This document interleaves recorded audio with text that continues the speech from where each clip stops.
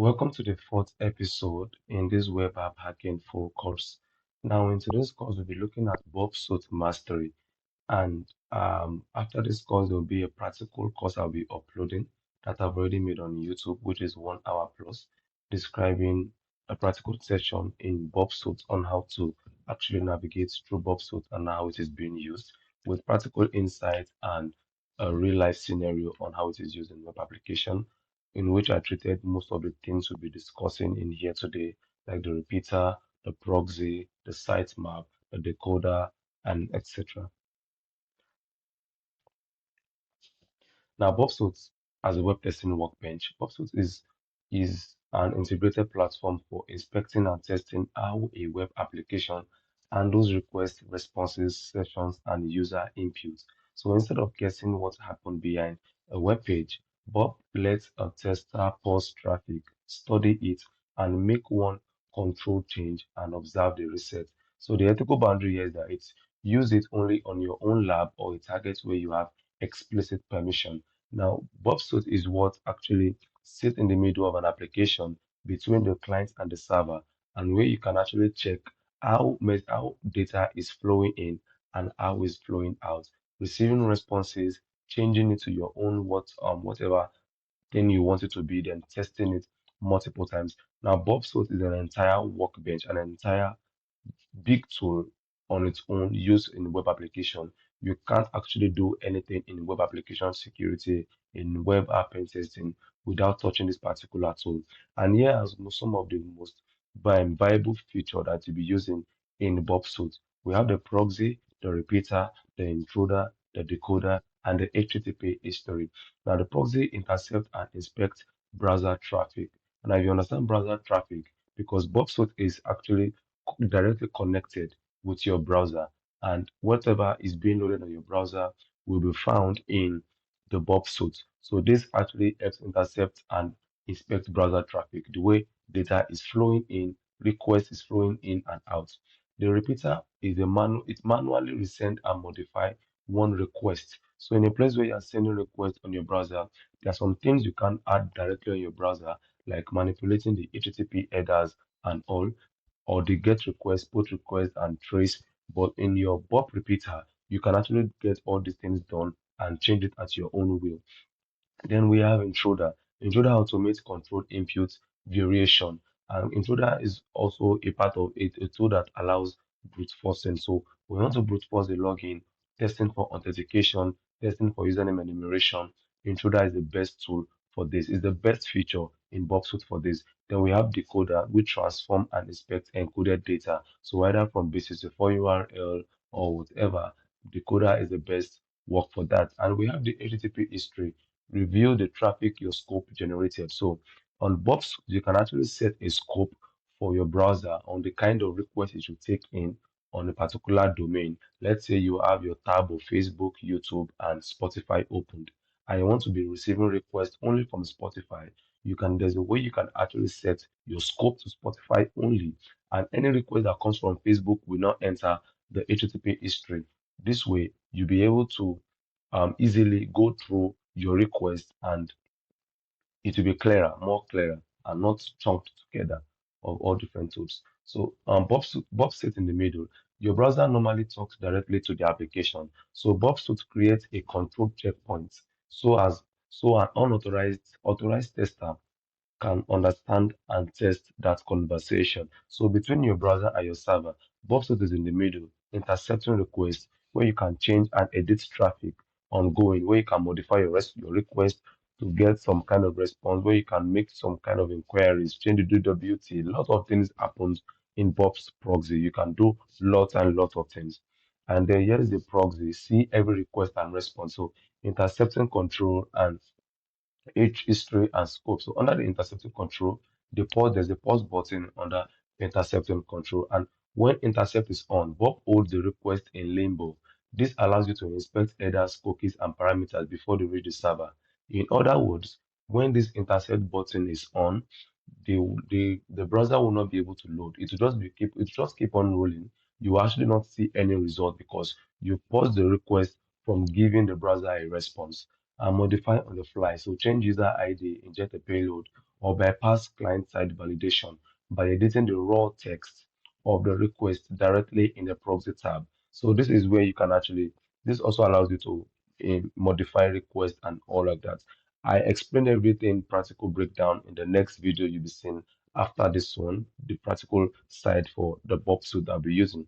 Um, Action forward send the request, drop skills it, intercept off the let traffic flow freely.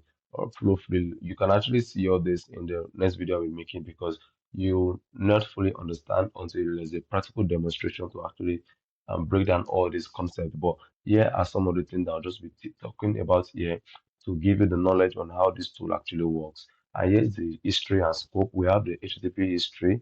Like I've said, it collects all the requests where you all requests loading on your browser, and where you can just pick the one you want to inspect on, the one you want to modify or edit or investigate on. We have the target scope. This target scope defines your scope of engagement. So let's say you have like 15 tabs open and you only want to investigate one domain, you want to test for only one domain or one parameter. This target scope is the best fit for it. The domain you put in your target scope is the only domain you'll be receiving requests from, and it makes it more simpler. Then we have response inspection. You can also intercept responses to see how the server reacts to your input before the browser renders the page. So this response inspection just by the right of the box, so just by the right side, like an incognito kind of image where you can actually inspect your response before it even gets to the browser. We have the proxy workflow. You capture the request, you inspect it, you modify it, and then you forward it to the browser. So the pro tip here is that the intercept toggle. There's a toggle of intercept. So keep intercept off while browsing normally to populate your HTTP history. Only turn it on when you are ready to target a specific request for modification. Now, using the intercept toggle button is more controlled, more navigated, more pointed and pinned down on a particular target, on a particular domain. The HTTP history is just floods of endpoints and domains flooding there, and you have to manually scroll through to see the one you actually want to work with. The repeater test one request at a time. Like I said, you often use this repeater a whole lot because this is when you modify your repeater, your request, and send to the browser to get the response. So what's the repeater? Repeater, the manual request manipulation. So repeater allows you to take a single HTTP request from your history and resend it as many times as you want without using the browser. In other words, you can process a lot of information just from your repeater. Is that the same thing as working directly with your browser? So the what if tool is a primary tool for manual vulnerability testing. You can change one character, one header, or one parameter and see exactly how the server reacts. So that's what the repeater actually does. So the pro tip here is that you can use Control R to instantly go to the repeater, send one of the HTTP request to the repeater fast. The core workflow here is request tab, you edit and send, and then response comparison, where you've probably tested or injected your payload to test for responses in the application and see how it runs and how it functions. And the testing methodology here we have in Bobsort is that the repeater testing loop. This is the testing loop. The loop is actually how it revolves over and over again.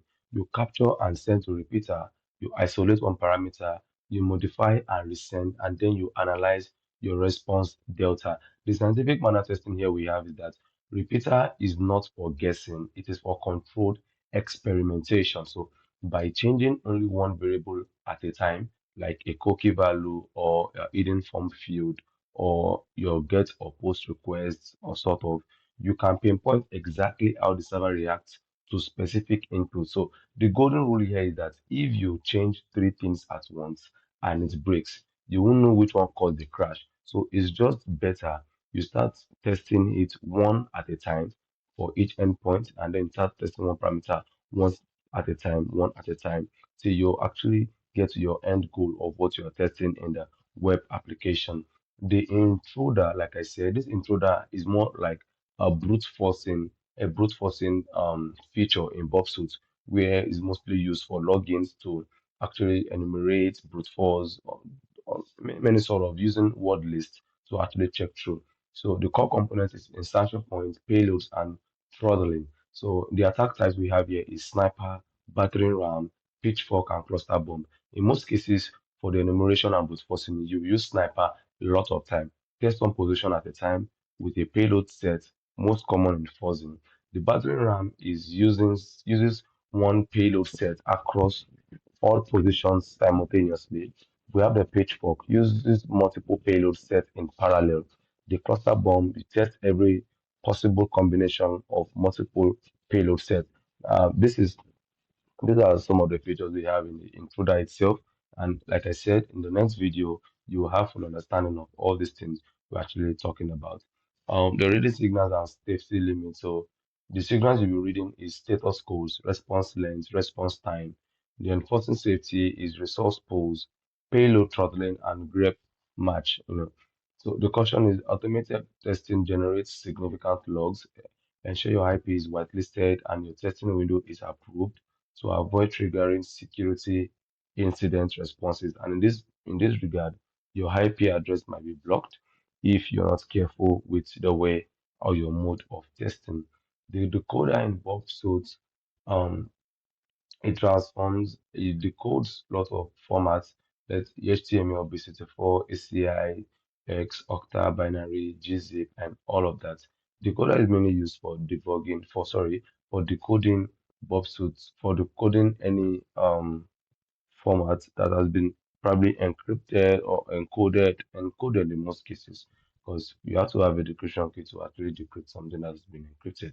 So the data transformation is instantly transform data between various formats, essential for uncovering hidden parameters or bypassing filters that rely on specific encodings. And this is why if you are working in AppSec, you should never allow a developer, or when it has been done, you should always check if a user email or PII is on the URL and encoded, because this thing can actually be decoded very, very fast. The essential utilities we have here is comparer, logger, and inspector that are being used in the decoder activities. You can check through for yourself and scan through it in the Burp Suite tools to understand how this thing actually functions and work well. The complete testing flow we have for Burp Suite here is the scope and setup. You define target in the target lab, configure browser proxy, filter out noise from third-party domains. Then the traffic analysis, you browse the app with proxy, intercept of course. Then review HTTP history for interesting endpoints, identify sensitive parameters. Then where you do the manual probing is where you use the repeater and decoder, and then test for some vulnerabilities like IDOR, SQLi, logic flaws manually. Now, the automation we have is in Intruder when you are doing forcing or brute forcing or username enumeration and password enumeration. So the professional test is systematic. So by following this workflow, you ensure that no endpoint is missed and every potential vulnerability is investigated with both manual precision and automated skill. So in other words, this actually allows you to ensure that everything you are testing for is accounted for and is not too clustered or too cumbersome to actually go through. So thank you for watching this video. In the next video, the next section is actually where we start talking about web vulnerabilities. But you first of all actually watch a video on how to use the Burp Suite tool in web application hacking, as this is a very very essential tool, something you can't go by without actually using. It's a tool you have to understand and know how it works, the proxy, the manual testing, the automation part of it. Now in the next video, you'll be having a 1 hour plus video on Burp Suite on how to use it, navigate through it, and use it in web app pen testing. Thanks for watching and see you in the next episode.